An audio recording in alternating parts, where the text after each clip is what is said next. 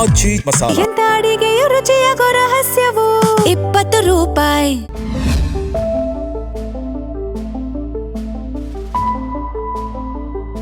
ನಮಸ್ಕಾರ, ನೀವು ನೋಡ್ತಾ ಇದ್ದೀರಾ ಜಿ ಕನ್ನಡ ನ್ಯೂಸ್. ನಾನು ಶಿವರಾಮು. ದಿನದ ಎಲ್ಲ ಪ್ರಮುಖ ಸುದ್ದಿಗಳನ್ನು ನೋಡೋಣ.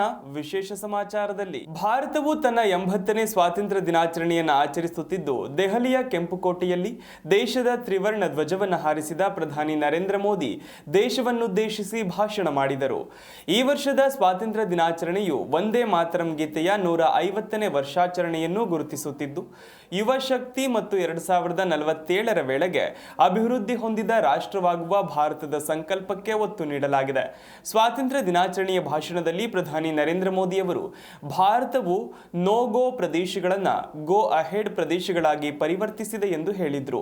ದೇಶದ ಇಂಧನ ಭದ್ರತೆಯನ್ನು ಮತ್ತಷ್ಟು ಬಲಪಡಿಸುವ ಅಗತ್ಯವಿದೆ ಎಂದು ಒತ್ತಿ ಹೇಳಿದ್ರು. ಭಾರತದ ಇಂಧನ ಅಗತ್ಯಗಳನ್ನು ಪೂರೈಸುವ ನಿಟ್ಟಿನಲ್ಲಿ ಹೆಚ್ಚಿನ ಅಣುವಿದ್ಯುತ್ ಸ್ಥಾವರಗಳನ್ನು ಸ್ಥಾಪಿಸುವಂತೆ ಪ್ರಧಾನಿ ನರೇಂದ್ರ ಮೋದಿ ಕರೆ ನೀಡಿದ್ರು. ಕಳೆದ 12 ವರ್ಷಗಳಲ್ಲಿ ದೇಶದ ರಕ್ಷಣಾ ಉತ್ಪಾದನೆ 4 ಪಟ್ಟು ಹೆಚ್ಚಾಗಿದೆ ಎಂದು ಪ್ರಧಾನಿ ನರೇಂದ್ರ ಮೋದಿ ಹೇಳಿದ್ರು. ವಿಶ್ವದ ಅತಿ ಹೆಚ್ಚು ಜನಸಂಖ್ಯೆ ಹೊಂದಿರುವ ಭಾರತವು ಅಭಿವೃದ್ಧಿ ಹೊಂದಿದ ರಾಷ್ಟ್ರವಾದಾಗ ಜಗತ್ತು ಭಾರತವನ್ನ ವಿಭಿನ್ನ ದೃಷ್ಟಿಕೋನದಿಂದ ನೋಡಬೇಕಾಗತ್ತೆ ಎಂದು ಪ್ರಧಾನಿ ತಿಳಿಸಿದ್ರು. ಭಾರತವು ದೊಡ್ಡ ಕನಸುಗಳನ್ನು ಕಾಣುತ್ತಿದ್ದು, ಹೊಸ ಎತ್ತರಗಳನ್ನು ಮುಟ್ಟುವತ್ತ ಸಾಗುತ್ತಿದೆ. ಸ್ವಾತಂತ್ರ್ಯ ನಂತರ ಇದೇ ಮೊದಲ ಬಾರಿಗೆ ಕೆಂಪುಕೋಟೆಯ ಕೋಟೆ ಗೋಡೆಯಿಂದ ವಂದೇ ಮಾತರಂ ಮೊಳಗಿದೆ ಎಂದು ಪ್ರಧಾನಿ ನರೇಂದ್ರ ಮೋದಿ ಬಣ್ಣಿಸಿದ್ರು. 2047ರ ವೇಳೆಗೆ ಅಭಿವೃದ್ಧಿ ಹೊಂದಿದ ಭಾರತವನ್ನು ನಿರ್ಮಿಸುವ ಗುರಿ ಸಾಧಿಸಲು ಭಾರತೀಯರು ದೊಡ್ಡ ಕನಸುಗಳನ್ನು ಕಾಣಬೇಕು ಎಂದು ಪ್ರಧಾನಿ ನರೇಂದ್ರ ಮೋದಿ ಕರೆ ಕೊಟ್ಟರು. ಈ ಕನಸನ್ನು ನನಸಾಗಿಸಲು ನಾವು ಕಾರ್ಯನಿರ್ವಹಿಸುತ್ತಿರುವಾಗ ಜಗತ್ತು ಭಾರತವನ್ನ ವಿಭಿನ್ನ ದೃಷ್ಟಿಕೋನದಿಂದ ನೋಡಬೇಕಾಗತ್ತೆ. ಸ್ವಾತಂತ್ರ್ಯ ನಂತರ ಇದೇ ಮೊದಲ ಬಾರಿಗೆ ಕೆಂಪುಕೋಟೆಯ ಕೋಟೆ ಗೋಡೆಯಿಂದ ವಂದೇ ಮಾತರಂ ಮೊಳಗಿದೆ. ಇದು ಭಾರತೀಯರಿಗೆ ಗೌರವದ ವಿಷಯ. ಮಹಾತ್ಮ ಗಾಂಧೀಜಿ ಸೇರಿದಂತೆ ಸ್ವಾತಂತ್ರ್ಯ ಹೋರಾಟಗಾರರಿಗೆ ಗೌರವ ನಮನ ಸಲ್ಲಿಸಿದ ಅವರು ಅವರ ತ್ಯಾಗವನ್ನು ಸ್ಮರಿಸಿದ್ರು. ವಿವಿಧ ಕ್ಷೇತ್ರಗಳು ಮತ್ತು ಹಿನ್ನೆಲೆಗಳಿಂದ ಆಗಮಿಸಿದ 5,000 ವಿಶೇಷ ಅತಿಥಿಗಳು 80ನೇ ಸ್ವಾತಂತ್ರ್ಯ ದಿನಾಚರಣೆಯಲ್ಲಿ ಭಾಗವಹಿಸಿದ್ರು. 2036ರ ಒಲಿಂಪಿಕ್ಸ್ ಕ್ರೀಡಾಕೂಟವನ್ನು ಆಯೋಜಿಸಲು ಭಾರತವು ಪ್ರಬಲ ಸ್ಪರ್ಧಿಯಾಗಿದೆ ಎಂದು ಪ್ರಧಾನಿ ನರೇಂದ್ರ ಮೋದಿ ತಿಳಿಸಿದ್ದಾರೆ. ಇದೇ ವೇಳೆ 5ರಿಂದ 15 ವರ್ಷದೊಳಗಿನ ಕ್ರೀಡಾ ಪ್ರತಿಭೆಗಳನ್ನು ಗುರುತಿಸಲು ರಾಷ್ಟ್ರವ್ಯಾಪಿ ಪ್ರತಿಭಾನ್ವೇಷಣ ಅಭಿಯಾನ ಆರಂಭಿಸಲಾಗುವುದು ಎಂದು ಘೋಷಿಸಿದರು. ಕೆಂಪುಕೋಟೆಯಿಂದ ರಾಷ್ಟ್ರವನ್ನುದ್ದೇಶಿಸಿ ಮಾತನಾಡಿದ ಪ್ರಧಾನಿ 2014ರಲ್ಲಿ ಆರಂಭಿಸಲಾದ ಸರ್ಕಾರದ ಪ್ರಮುಖ ಟಾರ್ಗೆಟ್ ಒಲಿಂಪಿಕ್ ಪೋಡಿಯಂ ಸ್ಕೀಮ್ ಕ್ರೀಡಾಪಟುಗಳಿಗೆ ಬೆಂಬಲ ನೀಡುವಲ್ಲಿ ಮಹತ್ವದ ಯಶಸ್ಸು ಸಾಧಿಸಿದೆ ಎಂದರು. ಭಾರತ ಕ್ರೀಡಾ ಜಗತ್ತಿನಲ್ಲಿ ತನ್ನದೇ ಸ್ಥಾನವನ್ನು ನಿರ್ಮಿಸಿಕೊಳ್ಳುತ್ತಿದೆ. ನಮ್ಮ ರಾಷ್ಟ್ರಗೀತೆ ಪದೇ ಪದೇ ಮೊಳಗುತ್ತಿರುವುದನ್ನು, ನಮ್ಮ ತ್ರಿವರ್ಣ ಧ್ವಜ ಆಗಾಗ್ಗೆ ಹಾರಾಡುತ್ತಿರುವುದನ್ನು ನಾವು ನೋಡುತ್ತಿದ್ದೇವೆ. ಉತ್ತಮ ಯಶಸ್ಸು ಸಾಧಿಸಲಾಗಿದೆ. Khelo India games, university games, beach games, winter games ಆಗಿರಲಿ ಅಥವಾ ಕ್ರೀಡಾ ತರಬೇತಿ, ಕ್ರೀಡಾ ವೈದ್ಯಕೀಯ, ಕ್ರೀಡಾ ಪೌಷ್ಟಿಕಾಂಶ ಕ್ಷೇತ್ರವಾಗಿರಲಿ, ಭಾರತ ಅತ್ಯಂತ ವೇಗವಾಗಿ ಮುನ್ನಡೆಯುತ್ತಿದೆ ಎಂದು ಪ್ರಧಾನಿ ನರೇಂದ್ರ ಮೋದಿ ಬಣ್ಣಿಸಿದ್ರು. ಭಾರತದ ಕ್ರೀಡಾ ಸಾಧನೆ ಸುಧಾರಿಸುತ್ತಿದ್ದು, 2036ರ ಒಲಿಂಪಿಕ್ಸ್ ಆತಿಥ್ಯ ವಹಿಸಲು ಭಾರತ ಪ್ರಬಲ ಸ್ಪರ್ಧಿಯಾಗಿದೆ ಎಂದು ಪ್ರಧಾನಿ ಮೋದಿ ತಿಳಿಸಿದ್ರು. 2030ರಲ್ಲಿ ನಾವು ಕಾಮನ್ವೆಲ್ತ್ ಗೇಮ್ಸ್ ಆಯೋಜಿಸುತ್ತಿದ್ದೇವೆ. ಒಲಿಂಪಿಕ್ಸ್ನಲ್ಲಿ ಸುಮಾರು 40 ಕ್ರೀಡಾ ವಿಭಾಗಗಳು ಮತ್ತು ಸುಮಾರು 350 ಸ್ಪರ್ಧೆಗಳಿವೆ. ಆದರೆ ಈ ಸ್ಪರ್ಧೆಗಳ ಕನಿಷ್ಠ 2/3 ವಿಭಾಗಗಳಲ್ಲಿ ಸ್ಪರ್ಧಿಸಲು ಕೂಡ ನಮಗೆ ಸಾಧ್ಯವಾಗ್ತಿಲ್ಲ ಅನ್ನೋದು ವಿಷಾದಕರ. ಯಾಕಂದ್ರೆ ನಾವು ಅರ್ಹತೆ ಪಡೆಯಲು ಸಾಧ್ಯವಾಗ್ತಿಲ್ಲ. 2036ರ ವೇಳೆಗೆ ಕನಿಷ್ಠ 3/4 ಭಾಗದ ಸ್ಪರ್ಧೆಗಳಲ್ಲಿ ಭಾರತ ಭಾಗವಹಿಸಬೇಕು ಎಂದು ನಾವು ನಿರ್ಧರಿಸಿದ್ದೇವೆ. ದೇಶದ ಪ್ರತಿಯೊಂದು ಮೂಲೆಗಳಲ್ಲಿರುವ 5ರಿಂದ 15 ವರ್ಷದ ಮಕ್ಕಳಲ್ಲಿನ ಪ್ರತಿಭೆಗಳನ್ನು ಗುರುತಿಸಲು ರಾಷ್ಟ್ರವ್ಯಾಪಿ ಪ್ರತಿಭಾನ್ವೇಷಣ ಅಭಿಯಾನ ಆರಂಭಿಸುತ್ತಿದ್ದೇವೆ. ಅವರಿಗೆ ವಿಶ್ವಮಟ್ಟದ ಕ್ರೀಡಾಪಟುಗಳಾಗಿ ರೂಪುಗೊಳ್ಳಲು ವಿಶೇಷ ತರಬೇತಿ ನೀಡಲಾಗುವುದು ಎಂದು ತಿಳಿಸಿದರು. ಭಾರತವು 2030ರ ಕಾಮನ್ವೆಲ್ತ್ ಗೇಮ್ಸ್ ಅನ್ನು ಅಹಮದಾಬಾದ್ನಲ್ಲಿ ಆಯೋಜಿಸಲಿದೆ. ಇದೇ ಅಹಮದಾಬಾದ್ 2036ರ ಒಲಿಂಪಿಕ್ಸ್ ಆತಿಥ್ಯಕ್ಕಾಗಿ ಸ್ಪರ್ಧೆಯಲ್ಲಿದೆ. 80ನೇ ಸ್ವಾತಂತ್ರ್ಯ ದಿನಾಚರಣೆಯ ಶುಭ ಸಂದರ್ಭದಲ್ಲಿ ಮುಖ್ಯಮಂತ್ರಿ ಡಿ.ಕೆ. ಶಿವಕುಮಾರ್ ಅವರು ನಾಡಿನ ಹಾಗೂ ದೇಶದ ಸಮಸ್ತ ಜನತೆಗೆ ಹಾರ್ದಿಕ ಶುಭಾಶಯ ಕೋರಿದ್ದಾರೆ. ದೇಶದ ಐಕ್ಯತೆ, ಸಮಾನತೆ ಮತ್ತು ಸ್ವಾತಂತ್ರ್ಯಕ್ಕಾಗಿ ಶ್ರಮಿಸಿದ ಮಹಾತ್ಮ ಗಾಂಧಿ, ಜವಾಹರ್ಲಾಲ್ ನೆಹರು, ಸುಭಾಷ್ ಚಂದ್ರ ಬೋಸ್ ಸೇರಿದಂತೆ ಎಲ್ಲ ಮಹನೀಯರಿಗೂ ಗೌರವ ನಮನ ಸಲ್ಲಿಸಿದ್ರು. ಬೆಂಗಳೂರು ನಗರದ ಮಾಣಿಕ್ ಷಾ ಪರೇಡ್ ಮೈದಾನದಲ್ಲಿ ಆಯೋಜಿಸಲಾಗಿದ್ದ 80ನೇ ಸ್ವಾತಂತ್ರ್ಯ ದಿನಾಚರಣೆ ಸಮಾರಂಭದಲ್ಲಿ ಮುಖ್ಯಮಂತ್ರಿ ಡಿ.ಕೆ. ಶಿವಕುಮಾರ್ ಅವರು ರಾಷ್ಟ್ರ ಧ್ವಜಾರೋಹಣ ನೆರವೇರಿಸಿ ನೆರವೇರಿಸಿ ಸಮಸ್ತ ರಾಜ್ಯದ ಜನತೆಯನ್ನು ಉದ್ದೇಶಿಸಿ ಸುದೀರ್ಘ ಭಾಷಣ ಮಾಡಿದರು. ತಮ್ಮ ಭಾಷಣದಲ್ಲಿ ರಾಜ್ಯದ ಅಭಿವೃದ್ಧಿಯ ದೂರದೃಷ್ಟಿ, ಆರ್ಥಿಕ ಪ್ರಗತಿ, ಬರ ನಿರ್ವಹಣೆ ಹಾಗೂ ಗ್ಯಾರಂಟಿ ಯೋಜನೆಗಳ ಸಾಧನೆಗಳನ್ನು ದೇಶದ ಮುಂದೆ ತೆರೆದಿಟ್ಟರು. ಕಳೆದ 2 ತಿಂಗಳಲ್ಲಿ ಜನಸ್ನೇಹಿ ಆಡಳಿತ ನೀಡಲು ಕಟ್ಟುನಿಟ್ಟಿನ ಕ್ರಮ ಕೈಗೊಳ್ಳಲಾಗಿದೆ. ಪಂಚಾಯಿತಿ ಹಾಗೂ ಹೋಬಳಿ ಮಟ್ಟದಲ್ಲಿ ಶಾಸಕರು ಸಭೆ ನಡೆಸಿ ಸಾರ್ವಜನಿಕರ ಕುಂದುಕೊರತೆ ಮತ್ತು ಅಹವಾಲುಗಳನ್ನು ಆಲಿಸಲು ಹೊಸ ವ್ಯವಸ್ಥೆ ಜಾರಿಗೆ ತರಲಾಗಿದೆ. ರಾಜ್ಯದಲ್ಲಿ ಎದುರಾಗಿರುವ ಬರ ಪರಿಸ್ಥಿತಿಯನ್ನು ಗಂಭೀರವಾಗಿ ಪರಿಗಣಿಸಿದ್ದು, ಪರಿಸ್ಥಿತಿ ಪರಿಶೀಲನೆಗೆ ಪ್ರತಿಯೊಬ್ಬ ಸಚಿವರನ್ನ ಜಿಲ್ಲೆಗಳಿಗೆ ಕಳುಹಿಸಲಾಗಿದೆ. ಕೆರೆಕಟ್ಟೆಗಳನ್ನು ತುಂಬಿಸುವ ಯೋಜನೆಗೆ ಚಾಲನೆ ನೀಡಲಾಗಿದ್ದು, ಬೆಂಗಳೂರು ನಗರದ ಕುಡಿಯುವ ನೀರಿನ ಅಭಾವ ತಪ್ಪಿಸಲು ಹಾಗೂ ಮೇಕೆದಾಟು ಯೋಜನೆಯನ್ನು ಜಾರಿಗೆ ತರಲು ಸರ್ಕಾರ ಬದ್ಧವಾಗಿದೆ ಎಂದು ತಿಳಿಸಿದರು. ರಾಜ್ಯದ ತಲಾದಾಯ ಪ್ರಸ್ತುತ 4.33 ಲಕ್ಷ ರೂಪಾಯಿ ತಲುಪಿದ್ದು, ಜಿಎಸ್ಟಿ ಸಂಗ್ರಹಣೆಯಲ್ಲಿ ಕರ್ನಾಟಕ ದೇಶದಲ್ಲೇ 2ನೇ ಸ್ಥಾನದಲ್ಲಿದೆ. ಮಾಜಿ ಸಿಎಂ ಸಿದ್ದರಾಮಯ್ಯ ಅವರ ಆಡಳಿತವನ್ನು ಸ್ಮರಿಸಿದ ಡಿಕೆ, ಕರ್ನಾಟಕದ ಆರ್ಥಿಕತೆಯನ್ನ $3 ಟ್ರಿಲಿಯನ್ ತಲುಪಿಸುವ ಬೃಹತ್ ನೀಲನಕ್ಷೆ ಸಿದ್ಧಪಡಿಸಲಾಗಿದೆ ಎಂದರು.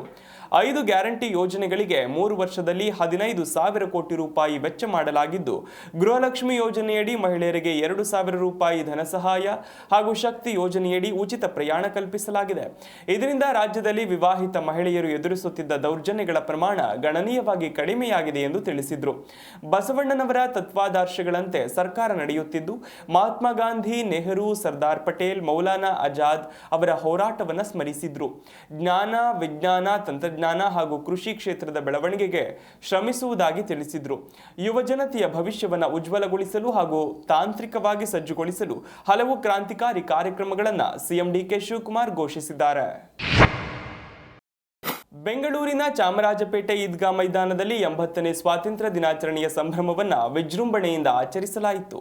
ಈ ಸಂದರ್ಭದಲ್ಲಿ ನಡೆದ ಧ್ವಜಾರೋಹಣ ಕಾರ್ಯಕ್ರಮದಲ್ಲಿ ಸಚಿವ ಜಮೀರ್ ಅಹಮದ್ ಖಾನ್ ಅವರು ಭಾಗವಹಿಸಿದ್ದು, ಜೊತೆಗೆ ಬೆಂಗಳೂರು ಸೆಂಟ್ರಲ್ ಕ್ಷೇತ್ರದ ಸಂಸದ ಪಿಸಿ ಮೋಹನ್ ಅವರು ಕೂಡ ಉಪಸ್ಥಿತರಿದ್ದರು. ಎಸಿ ವಿಶ್ವನಾಥ್ ಅವರು ಧ್ವಜಾರೋಹಣ ನೆರವೇರಿಸಿದ್ರು. ಈ ಶುಭ ಸಂದರ್ಭದಲ್ಲಿ ದೇಶಕ್ಕಾಗಿ ತಮ್ಮ ಪ್ರಾಣವನ್ನೇ ತ್ಯಾಗ ಮಾಡಿದ ಮಹಾನ್ ಸ್ವಾತಂತ್ರ್ಯ ಹೋರಾಟಗಾರರಿಗೆ ಗೌರವ ಸಲ್ಲಿಸಲಾಯಿತು. ಕಾರ್ಯಕ್ರಮದಲ್ಲಿ ಪಾಲ್ಗೊಂಡಿದ್ದ ಎಲ್ಲ ಗಣ್ಯರು, ಅಧಿಕಾರಿಗಳು ಮತ್ತು ಸಾರ್ವಜನಿಕರನ್ನ ಸ್ವಾಗತಿಸಲಾಯಿತು. 80ನೇ ವರ್ಷದ ಸ್ವಾತಂತ್ರ್ಯ ದಿನಾಚರಣೆಯ ಶುಭಾಶಯಗಳನ್ನು ಕೋರಲಾಯಿತು. ಬಳಿಕ ಮಾತನಾಡಿದ ಸಚಿವ ಜಮೀರ್, ಇವತ್ತು ನನ್ನ ಕ್ಷೇತ್ರದಲ್ಲಿ ಧ್ವಜಾರೋಹಣ ಮಾಡಿದ್ದೇನೆ. ವಿಜಯನಗರ ಜಿಲ್ಲೆಗೆ ಹೋಗಿ ಮಾಡೋದಕ್ಕಾಗಿಲ್ಲ.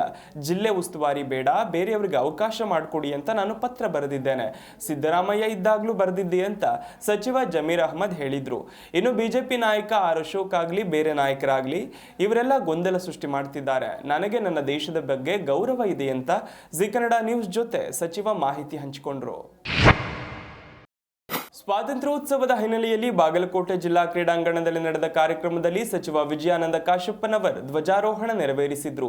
ಸಚಿವರಾದ ಬಳಿಕ ಬಾಗಲಕೋಟೆ ನಗರದ ಜಿಲ್ಲಾ ಕ್ರೀಡಾಂಗಣದಲ್ಲಿ ಅವರು ಮೊದಲ ಬಾರಿಗೆ ಧ್ವಜಾರೋಹಣ ನೆರವೇರಿಸಿದ್ದು ವಿಶೇಷವಾಗಿತ್ತು.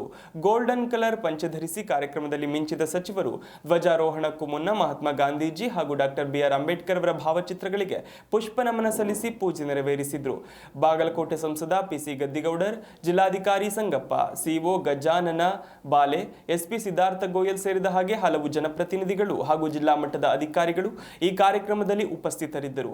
ವಿವಿಧ ಶಾಲಾ ಕಾಲೇಜುಗಳ ವಿದ್ಯಾರ್ಥಿಗಳು ಮತ್ತು ಸಾರ್ವಜನಿಕರು ಉಪಸ್ಥಿತರಿದ್ದು, ಪೊಲೀಸ್, ಸ್ಕೌಟ್ಸ್ ಅಂಡ್ ಗೈಡ್ಸ್, ಅಗ್ನಿಶಾಮಕ ಹಾಗೂ ಎನ್ಸಿಸಿ ಸೇರಿದಂತೆ ವಿವಿಧ ಪಡೆಗಳಿಂದ ಜರುಗಿದ ಆಕರ್ಷಕ ಪಥಸಂಚಲನವನ್ನು ವೀಕ್ಷಿಸಿ ಸಚಿವ ಕಾಶಪ್ಪನವರ್ ಗೌರವ ವಂದನೆ ಸ್ವೀಕರಿಸಿದರು. ಸರ್ಕಾರಿ ಜಾಗಗಳಲ್ಲಿ ಕಾರ್ಯಕ್ರಮಗಳನ್ನು ನಡೆಸಲು ಹಾಗೂ ಸಾರ್ವಜನಿಕ ಸ್ಥಳಗಳನ್ನು ಬಳಸಲು ಸರ್ಕಾರದ ಪೂರ್ವಾನುಮತಿ ಕಡ್ಡಾಯಗೊಳಿಸುವ ಮಸೂದೆ ಕುರಿತಾಗಿ ಗೃಹ ಸಚಿವ ಪ್ರಿಯಾಂಕ್ ಖರ್ಗೆ ಸ್ಪಷ್ಟನೆ ನೀಡಿದ್ದಾರೆ. ಆರ್ಎಸ್ಎಸ್ ಅಥವಾ ಬಿಜೆಪಿಯನ್ನು ನಿಷೇಧಿಸುವ ಯಾವುದೇ ಉದ್ದೇಶ ಸರ್ಕಾರಕ್ಕಿಲ್ಲ. ಸುಪ್ರೀಂ ಕೋರ್ಟ್ ನೀಡಿರುವ ಆದೇಶದ ಅನ್ವಯವೇ ಈ ಕಾಯ್ದೆಯನ್ನು ಜಾರಿಗೆ ತರಲಾಗುತ್ತಿದೆ ಎಂದು ಅವರು ಹೇಳಿದ್ದಾರೆ. ಸರ್ಕಾರಿ ಜಾಗದಲ್ಲಿ ಏನೇ ಕಾರ್ಯಕ್ರಮ ಮಾಡಿದ್ರೂ ಅಥವಾ ರಸ್ತೆಗಳನ್ನು ಬಳಸಬೇಕಾದ್ರೂ ಅನುಮತಿ ಪಡೆಯುವುದು ಕಡ್ಡಾಯ. ನಾವು ಕೂಡ ರಸ್ತೆ ಬಳಸುವಾಗ ಅನುಮತಿ ಪಡೆಯುತ್ತೇವೆ.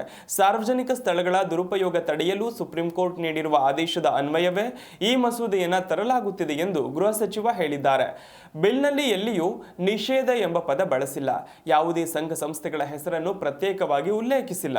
ವಿಧಾನಸೌಧದಲ್ಲಿ ಕಾರ್ಯಕ್ರಮ ಮಾಡಬೇಕಾದ್ರೂ ಅನುಮತಿ ಬೇಕು. ಹೀಗಿರುವಾಗ ಆರ್ಎಸ್ಎಸ್ ಅಥವಾ ಬಿಜೆಪಿಯನ್ನು ನಿಷೇಧಿಸಿದ್ದೇವೆ ಎಂದು ಯಾರು ಹೇಳಿದ್ರು? ಬಿಲ್ಲನ್ನು ಯಾರಾದರೂ ಸರಿಯಾಗಿ ಓದಿದ್ದಾರಾ?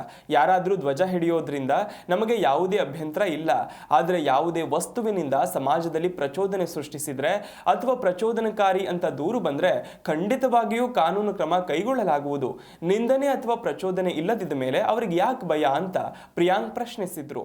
RSS ಬಗ್ಗೆ ಮಾತನಾಡಿದ್ರೆ ನಾಶವಾಗ್ತೀರಿ ಅಂತಿರೋ ಪ್ರತಿಪಕ್ಷ ನಾಯಕ ಅಶೋಕ್ ಅವರ ಹೇಳಿಕೆಗೆ ಪ್ರತಿಕ್ರಿಯಿಸಿದ ಸಚಿವರು, ನನ್ನನ್ನು ನಾಶ ಮಾಡಬೇಕು ಅಂದಿದ್ರೆ ಮಾಡಿ, RSSನ ರಹಸ್ಯ ಏನು? ಕಾನೂನಾತ್ಮಕವಾಗಿ ಮಾತಾಡಿದ್ರೆ ನಾಶ ಮಾಡ್ತೀರಾ? RSS ಕಾನೂನಿಗಿಂತ ಮೀರಿದ್ಯಾ? ಬೆದರಿಕೆ ಹಾಕಿ ಎದುರಿಸೋದು ನನ್ನ ಹತ್ರ ನಡೆಯೋದಿಲ್ಲ. ಕೊಲೆ ಮಾಡ್ತೀರಾ ಅಷ್ಟೇ ತಾನೇ? ಈ ರೀತಿಯಾಗಿ ಖಾರವಾಗಿ ಪ್ರಶ್ನೆ ಮಾಡಿದ್ರು. ವಿಧೇಯಕದಲ್ಲಿ ಏನಾದರೂ ಲೋಪಗಳಿದ್ರೆ ಸದನದಲ್ಲಿ ಬಂದು ಚರ್ಚಿಸಿ, ಸರಿ ಇಲ್ಲ ಅಂದ್ರೆ ತಿದ್ದುಪಡಿ ಮಾಡಿಕೊಳ್ತೇವೆ. ರಾಜ್ಯಪಾಲರು ತಮ್ಮ ಹಕ್ಕನ್ನು ಚಲಾಯಿಸ್ತಾರೆ. ಇದರಲ್ಲಿ ಯಾವುದೇ ರಾಜಕೀಯ ಉದ್ದೇಶ ಇಲ್ಲ ಅಂತ ಪ್ರಿಯಾಂಕ್ ಸ್ಪಷ್ಟನೆ ನೀಡಿದ್ರು. ಚಾಮರಾಜನಗರ ಜಿಲ್ಲೆಯ ಹನೂರು ತಾಲೂಕಿನ ಕಾವೇರಿ ವನ್ಯಜೀವಿ ಧಾಮ ವ್ಯಾಪ್ತಿಯ ಶಾಗ್ಯ ಸಮೀಪದ ಹೊಳೆದಟ್ಟಿ ಅರಣ್ಯ ಪ್ರದೇಶದಲ್ಲಿ ಅರಣ್ಯ ಸಿಬ್ಬಂದಿ ನಡೆಸಿದ ಎನ್ಕೌಂಟರ್ಗೆ 3 ಬಲಿಯಾಗಿದ್ದಾರೆ. ಘಟನೆಯ ನಂತರ ಆಕ್ರೋಶಗೊಂಡ ಮೃತರ ಸಂಬಂಧಿಕರು ಅರಣ್ಯ ಇಲಾಖೆಯ ಕಚೇರಿಯನ್ನ ಧ್ವಂಸಗೊಳಿಸಿದ್ದು, ಸ್ಥಳದಲ್ಲಿ ಬಿಗುವಿನ ವಾತಾವರಣ ನಿರ್ಮಾಣವಾಗಿದೆ. ಶಾಗ್ಯ ವ್ಯಾಪ್ತಿಯ ದಟ್ಟಿ ಅರಣ್ಯ ಪ್ರದೇಶದಲ್ಲಿ ಕಾಡಿಗೆ ನುಗ್ಗಿ ಬೇಟೆಗಾರರು ಕಾಡು ಪ್ರಾಣಿಯನ್ನ ಬೇಟೆಯಾಡಿ ಅದರ ಮಾಂಸವನ್ನ ಬೇರ್ಪಡಿಸುತ್ತಿದ್ದರು ಎಂದು ಆರೋಪಿಸಲಾಗಿದೆ. ಗಸ್ತಿನಲ್ಲಿದ್ದ ಕಾವೇರಿ ವನ್ಯಜೀವಿ ಧಾಮದ ಅರಣ್ಯ ಸಿಬ್ಬಂದಿ ಬಂದಾಗ ಘಟನೆ ಬೆಳಕಿಗೆ ಬಂದಿದೆ. ತಕ್ಷಣವೇ ಶಸ್ತ್ರಾಸ್ತ್ರಗಳನ್ನು ಕೆಳಗಿಟ್ಟು ಶರಣಾಗುವಂತೆ ಸಿಬ್ಬಂದಿ ಸೂಚಿಸಿದ್ದಾರೆ. ಆದರೆ ಆ ಮೂವರು ಅರಣ್ಯ ಸಿಬ್ಬಂದಿ ಮೇಲೆಯೇ ಗುಂಡಿನ ದಾಳಿ ನಡೆಸಿದ್ದಾರೆ. ಈ ವೇಳೆ ಅರಣ್ಯ ಸಿಬ್ಬಂದಿ ಆತ್ಮರಕ್ಷಣೆಗಾಗಿ ನಡೆಸಿದ ಕೌಂಟರ್ ಫೈರಿಂಗ್ನಲ್ಲಿ 3 ಸ್ಥಳದಲ್ಲೇ ಮೃತಪಟ್ಟಿದ್ದಾರೆ. ಮೃತ 3ರನ್ನ ಹನೂರು ತಾಲೂಕಿನ ತೋಮಿಯಾರ್ ಪಾಳ್ಯದ ನಿವಾಸಿಗಳಾದ ಕುಮಾರ್, ಆಂತೋಣಿ ಸ್ವಾಮಿ ಹಾಗೂ ಪೀಟರ್ ಎಂದು ಗುರುತಿಸಲಾಗಿದೆ. ಎನ್ಕೌಂಟರ್ ಸುದ್ದಿ ತಿಳಿಯುತ್ತಿದ್ದಂತೆ ಆಕ್ರೋಶಗೊಂಡ ಮೃತರ ಸಂಬಂಧಿಕರು ಹಾಗೂ ಗ್ರಾಮಸ್ಥರು ಹನೂರು ತಾಲೂಕಿನ ಶಾಗ್ಯ ಉಪವಲಯ ಅರಣ್ಯಾಧಿಕಾರಿ ಕಚೇರಿಗೆ ನುಗ್ಗಿ ಪೀಠೋಪಕರಣಗಳನ್ನು ಧ್ವಂಸಗೊಳಿಸಿ ಆಕ್ರೋಶ ಹೊರಹಾಕಿದ್ದಾರೆ. ಮೃತದೇಹಗಳನ್ನು ಮೈಸೂರಿನ KR ಆಸ್ಪತ್ರೆಯ ಶವಾಗಾರಕ್ಕೆ ರವಾನಿಸಲಾಗಿದೆ. ಕುಟುಂಬ ಸದಸ್ಯರು ಆಗಮಿಸಿದ ನಂತರ ಮರಣೋತ್ತರ ಪರೀಕ್ಷೆ ನಡೆಯಲಿದೆ. ಈ ಬಗ್ಗೆ ಕುಟುಂಬಸ್ಥರು ಆಕ್ರೋಶ ವ್ಯಕ್ತಪಡಿಸಿದ್ದಾರೆ. ದನ ಮೇಯಿಸಲು ಹೋಗಿದ್ದಾರೆ, ಪ್ರಾಣಿಗಳನ್ನು ಬೇಟೆ ಮಾಡಿದ್ದಾರೆ ಎಂಬುದಕ್ಕೆ ಯಾವ ಸಾಕ್ಷಿ ಇದೆ? ಅವರು ಕೃಷಿಕರು. ಒಂದ್ ವೇಳೆ ಬೇಟೆ ಮಾಡಲು ಹೋಗಿದ್ದರೆ ಅವರನ್ನ ಬಂಧಿಸಬೇಕಿತ್ತು. ಶೂಟ್ ಯಾಕೆ ಮಾಡಬೇಕಿತ್ತು? ತರಬೇತಿಯಲ್ಲಿರುವ ಗಾರ್ಡ್ಗಳು ಈ ಕೆಲಸ ಮಾಡಿದ್ದಾರೆ. ನಾವು ಅವರನ್ನ ಕುಟುಂಬದವರಂತೆ ನೋಡ್ತೇವೆ. ಈ ಬಗ್ಗೆ ತನಿಖೆ ಆಗಬೇಕು ಅಂತ ಆಗ್ರಹಿಸಿದ್ದಾರೆ. ನಟಿ ತ್ರಿಷಾ ಕೃಷ್ಣನ್ ಚೆನ್ನೈನ ಫೋರ್ಟ್ ಸೇಂಟ್ ಜಾರ್ಜ್ನಲ್ಲಿ ನಡೆದ ಸ್ವಾತಂತ್ರ್ಯ ದಿನಾಚರಣೆಯಲ್ಲಿ ಭಾಗವಹಿಸಿದ್ರು. ಮುಖ್ಯಮಂತ್ರಿ ಸಿ ಜೋಸೆಫ್ ವಿಜಯ್ ಅವರ ಧ್ವಜಾರೋಹಣ ಸಮಾರಂಭದ ವೇಳೆ ಅವರು ಮುಂಭಾಗದ ಸಾಲಿನಲ್ಲಿ ಆಸೀನರಾಗಿದ್ರು. ಈ ಕಾರ್ಯಕ್ರಮದ ಹಲವು ವಿಡಿಯೋಗಳು ಇದೀಗ ಸಾಮಾಜಿಕ ಜಾಲತಾಣಗಳಲ್ಲಿ ವೈರಲ್ ಆಗಿವೆ. ಧ್ವಜಾರೋಹಣ ಕಾರ್ಯಕ್ರಮಕ್ಕೆ ಸಿಎಂ ವಿಜಯ್ ಆಗಮನಕ್ಕೂ ಮುನ್ನವೇ ಸಮಾರಂಭಕ್ಕೆ ಆಗಮಿಸಿದ ತ್ರಿಷಾ ಹಳದಿ ಸೀರೆ ಧರಿಸಿ ಮಲ್ಲಿಗೆ ಹೂವನ್ನು ಮುಡಿದು ಕುಳಿತಿರೋದು ವಿಡಿಯೋದಲ್ಲಿ ಸೆರೆಯಾಗಿದೆ. ಮತ್ತೊಂದು ದೃಶ್ಯದಲ್ಲಿ ತಮ್ಮ ತಾಯಿ ಉಮಾಕೃಷ್ಣನ್ ಅವರೊಂದಿಗೆ ಆಗಮಿಸಿದ ಲಿಯೋ ಚಿತ್ರನಟಿ ವಿಜಯ್ ಅವರ ಪೋಷಕರಾದ SA ಚಂದ್ರಶೇಖರ್ ಮತ್ತು ಶೋಭಾ ಚಂದ್ರಶೇಖರ್ ಅವರ ಪಕ್ಕದಲ್ಲಿ ಕುಳಿತಿದ್ದು ಕಂಡುಬಂತು. ಪೆರೇಡ್ ವೇಳೆ ಅವರು ವಿಜಯ್ ಅವರಿಗೆ ವಂದನೆಯನ್ನು ಸಲ್ಲಿಸಿದ್ರು. ಮೇ ತಿಂಗಳಲ್ಲಿ ನಡೆದ ವಿಜಯ್ ಅವರ ಪ್ರಮಾಣ ವಚನ ಸ್ವೀಕಾರ ಸಮಾರಂಭದಲ್ಲೂ ಇದೇ ರೀತಿಯ ದೃಶ್ಯ ಕಂಡುಬಂದಿತ್ತು. ಚೆನ್ನೈನ ಜವಾಹರ್ಲಾಲ್ ನೆಹರು ಕ್ರೀಡಾಂಗಣದಲ್ಲಿ ನಡೆದ ಈ ಕಾರ್ಯಕ್ರಮದಲ್ಲಿ ತ್ರಿಷಾ ಮೊದಲ ಸಾಲಿನಲ್ಲಿ ಆಸೀನರಾಗಿದ್ದರು. ತಮ್ಮ ಆಸನವನ್ನು ಅಲಂಕರಿಸುವ ಮುನ್ನ ವಿಜಯ್ ಅವರ ತಾಯಿ ಶೋಭಾ ಚಂದ್ರಶೇಖರ್ ಅವರನ್ನ ಆತ್ಮೀಯವಾಗಿ ಅಪ್ಪಿಕೊಳ್ಳುವ ಮೂಲಕ ಎಲ್ಲರ ಗಮನ ಸೆಳೆದಿದ್ರು. ಇದೇ ವೇಳೆ ಇತ್ತೀಚಿನ ತಿಂಗಳುಗಳಲ್ಲಿ ವಿಜಯ್ ಮತ್ತು ತ್ರಿಷಾ ತಮ್ಮ ವೈಯಕ್ತಿಕ ಸಂಬಂಧದ ಕುರಿತಾದ ವಿಚಾರಗಳಿಗೆ ವ್ಯಾಪಕವಾಗಿ ಸುದ್ದಿಯಲ್ಲಿದ್ದಾರೆ. ಇವರಿಬ್ಬರು ಅಂಥ ವದಂತಿಗಳಿಗೆ ಇದುವರೆಗೆ ಸಾರ್ವಜನಿಕವಾಗಿ ಯಾವುದೇ ರೀತಿಯ ಪ್ರತಿಕ್ರಿಯೆ ನೀಡಿಲ್ಲ. ಇದಿಷ್ಟು ಈ ದಿನದ ಪ್ರಮುಖ ಸುದ್ದಿ. ನೋಡ್ತಾ ಇರಿ ಜೀ ಕನ್ನಡ ನ್ಯೂಸ್, ಸತ್ಯವೇ ಸುದ್ದಿಯ ಜೀವಾಳ.